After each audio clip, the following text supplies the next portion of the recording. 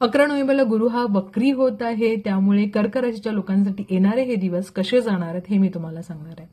आता गुरु हे कर्क राशीमध्येच आहेत, पण ते वक्री होणार आहेत. म्हणजे काय होणार की जे पेंडिंग कर्म आपलं जे राहिलेलं आहे ते कम्प्लीट करण्यासाठी गुरु हे वक्री होणार आहेत. तर गुरु हे कर्क राशीमध्ये 24 दिवस राहणार आहेत आणि त्याच्यानंतर 100 दिवस ऑलमोस्ट मिथुन राशीमध्ये राहणार आहेत. मग कर्क राशीच्या लोकांना काय होईल तर एक लक्षात ठेवा, मिथुन राशी तुमच्या 12व्या घरात येते. 12वं घर कशाला दाखवतं? खर्चाला दाखवतं. त्याचबरोबर कुणाला तरी हेल्प करण्यासाठी दाखवतं. मग अशा वेळेला तुम्ही हेल्प केली पाहिजे, तुमचा खर्च होईल.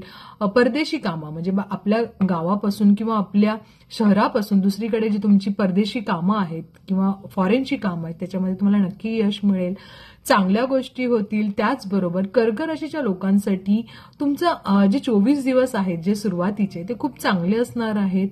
आणि सगळ्यात महत्वाचं तुम्हाला एक अध्यात्मकाची खूप ओढ निर्माण होईल किंवा तुम्ही बघाल की 7व्या घर आणि 8वं घर इथे प्रभावित होत आहे. त्यामुळे तुम्हाला बघावं लागेल की स्वतःच्या तब्येतीची सुद्धा काळजी घ्यावी लागेल, कारण काही जुने आजार कदाचित ते पुन्हा त्रास देऊ शकतील. त्यामुळे त्यातही खर्च दाखवते. त्यामुळे आरोग्याची काळजी घेणं फार गरजेचं आहे.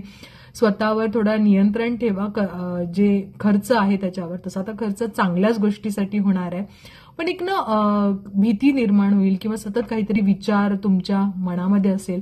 आणि मग तुम्हाला जसं सांगितले मदत करणं हे गरजेचं आहे. स्पेशली जे हीलर आहेत, काउन्सिलिंग करतात किंवा ॲडवायझर आहेत, त्यांच्यासाठी टीचर्स आहेत, त्यांच्यासाठी खूप छान काळ आहे. पण तुम्हाला नेहमी हेल्प करायचीच आहे. ह्या गोष्टी थोड्याशा लक्षात ठेवल्या तर नक्कीच चांगल्या गोष्टी तुमच्या आयुष्यात पाहायला मिळतील. अध्यात्मक राहाल तर खूप छान होईल.